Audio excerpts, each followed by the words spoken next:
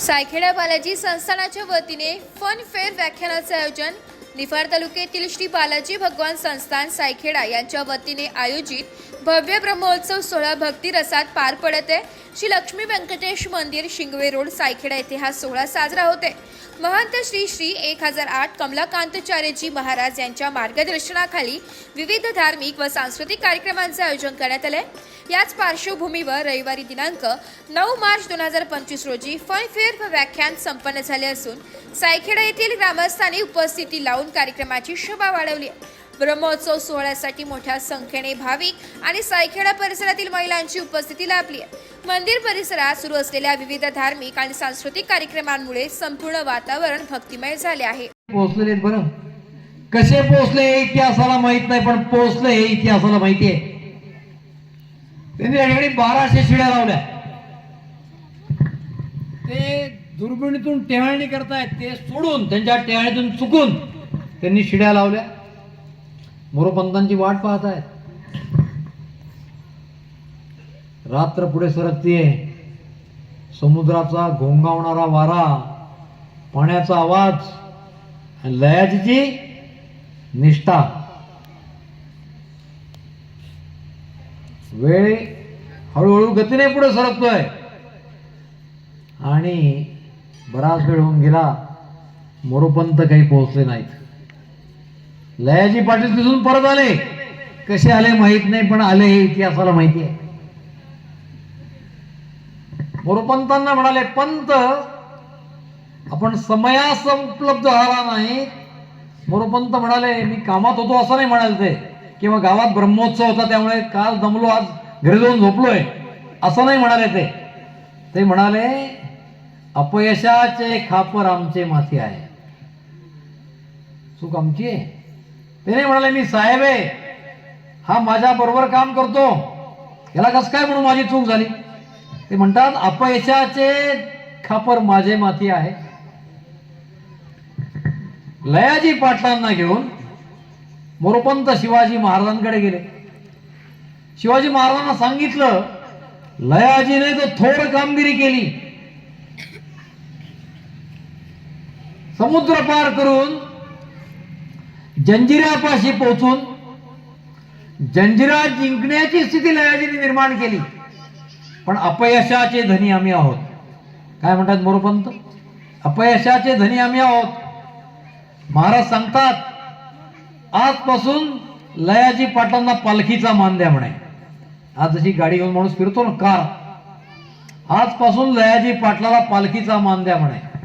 लयाजी पाटील काय म्हणाले, सेवकास पावली, म्हणजे मला नको आहे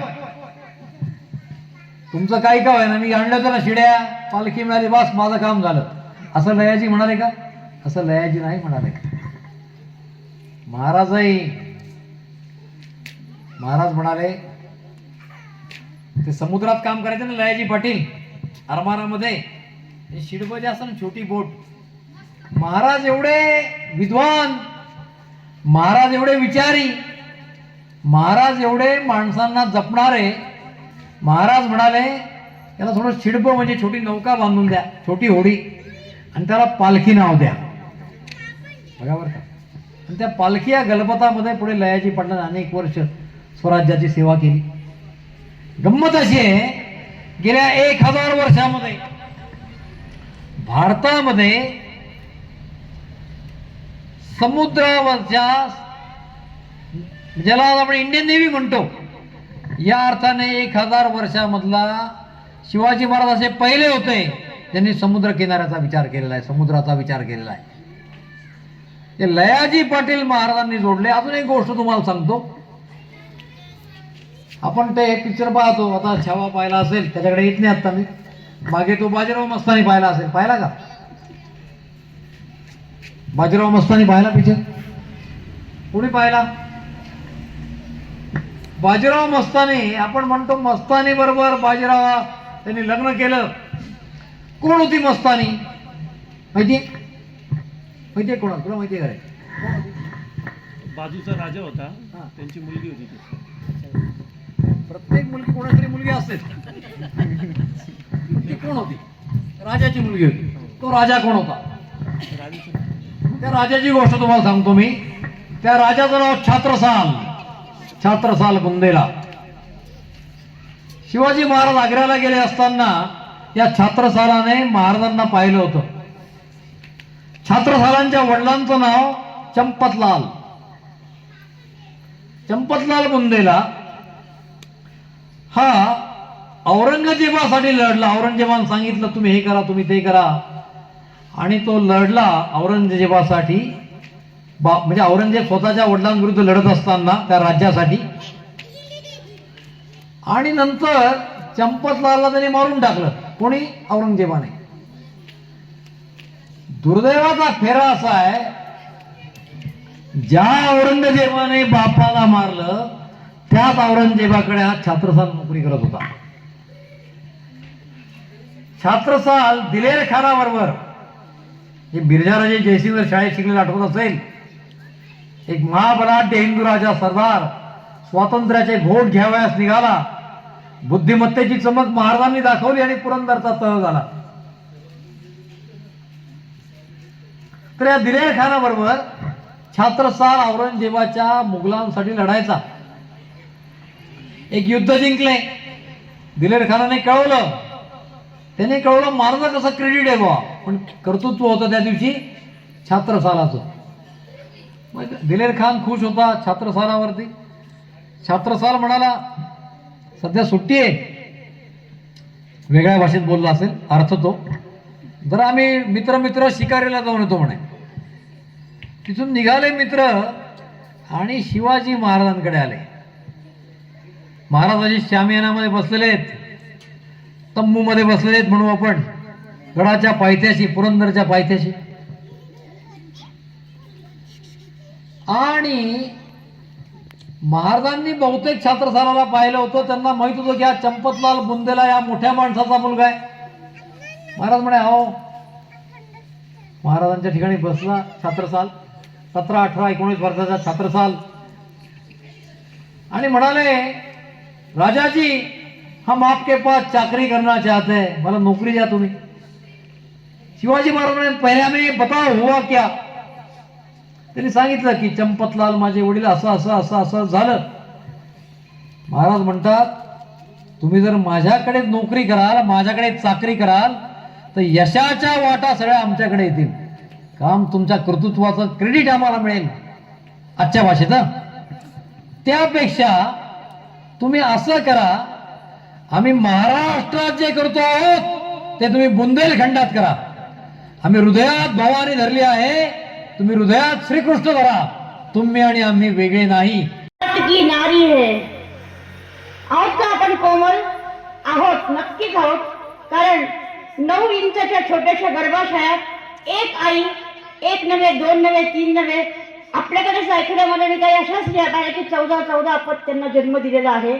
किती कोमल शरीर असताना त्या स्त्रीचं मन हे अतिशय बलशाली असतं. आणि ती जिजाऊ माता जिने कोमल हृदयाच्या शिवरायांना तर घडवलं, परंतु आता आपण ऐकलं तेच संस्कार संभाजी महाराजांवर पण केले. अशा या भारत मातेला वंदन करून मी फक्त 2 मिनिटं तुम्हाला हे म्हणते की आज काल महिला दिन साजरा केला. गौरीने माझ्याबद्दल सांगितलं, पण मी सुद्धा तुमच्या सायकेड्याचीच कन्या, तुमच्या सायकेड्याचीच नात आहे. त्याचा मला नितांत अभिमान आहे. मी आज माझ्या आजीला, म्हणजे बा आजी म्हणायची, माझे महेंद्र मामा, नरेंद्र मामा यांना सुद्धा नमस्कार करते की त्यांनी आम्हाला हे घडवलं, त्यांनी आमच्यामध्ये हे बीज रुजवलं. माझी बा आजी मला नेहमी सांगायची की तू कमजोर नाही बाळा, डोळ्यांना कमी दिसतं, हरकत नाही.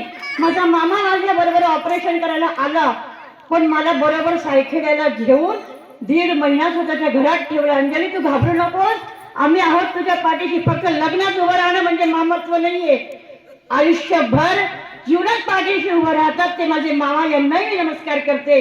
आणि आज इथे उभ्या असलेल्या आपल्या घरातून इथपर्यंत येऊन बसणाऱ्या 11 वाजेपर्यंत सगळ्या भगिनीवर यायला सांगते की अरे आज तुमच्यामध्ये सुद्धा एक महाजिजाऊ आहे, जिचं राज्य संपल्यानंतर 1725 साली जन्माला आलेली आमच्या आईचा देवी होळकर तुमच्यातच आहे.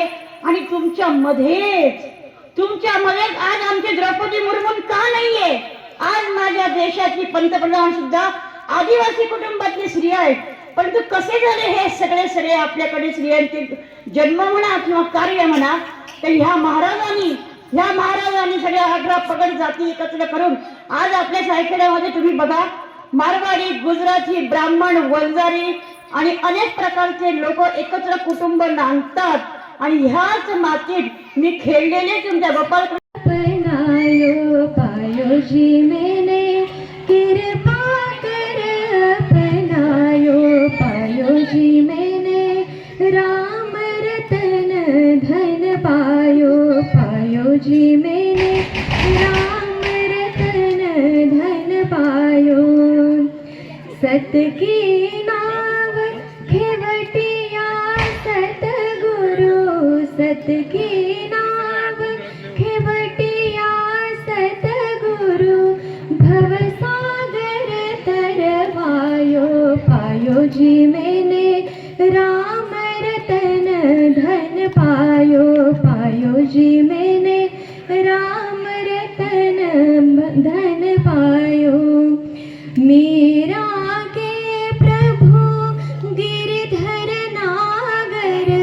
मेरा के प्रभु गिरधर नागर हर्ष हर्ष जस गायो पायो जी मैंने हर्ष हर्ष जस गायो पायो जी मैंने राम रतन धन पायो पायो जी मैंने राम रतन धन पायो.